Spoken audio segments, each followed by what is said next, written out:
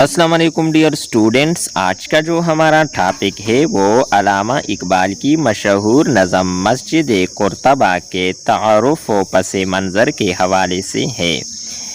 इकबाल अक्टूबर सन 1932 ईस्वी में तीसरी गोल्ड मेज कॉन्फ्रेंस में शिरकत के लिए लंदन रवाना हुई। कॉन्फ्रेंस से फारिग होने के बाद पेरिस से होती हुई जनवरी सन 1933 ईस्वी में हिस्पानिया पहुँचे। हिस्पानिया सदियों तक मुस्लिम तहजीब व तमद्दुन का गहवारा रहा है, इसलिए इकबाल को इस खित्ते से दिली मोहब्बत थी। अपनी सियाहत अंदलस के दौरान वो मस्जिद कुर्तबा भी गए और मस्जिद की ज़ियारत की। इकबाल ने मस्जिद में नमाज भी पढ़ी। मस्जिद की शान व शौकत ने इकबाल को बहुत मुतासिर किया।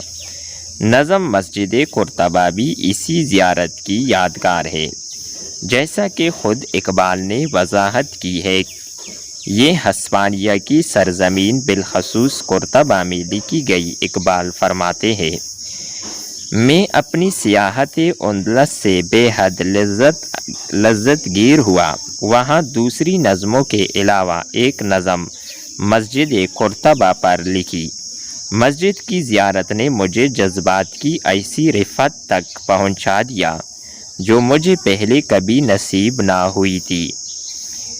इस नज़म के मुतल्लिक सैयद अबुल हसन अली नदवी नकूश इकबाल में लिखते हैं, इकबाल ने इस तारीख़ी और तारीख़ साज मस्जिद की साख्त में बेकरार जज्बात, पाकीज़ा महब्बत के एहसासात, फ़न तामीर की अबकरियत, इस्लामी आर्ट का एजाज़ और इसकी करामत और हुस्न की यकताई का बड़ी बसीरत से मुआयना किया।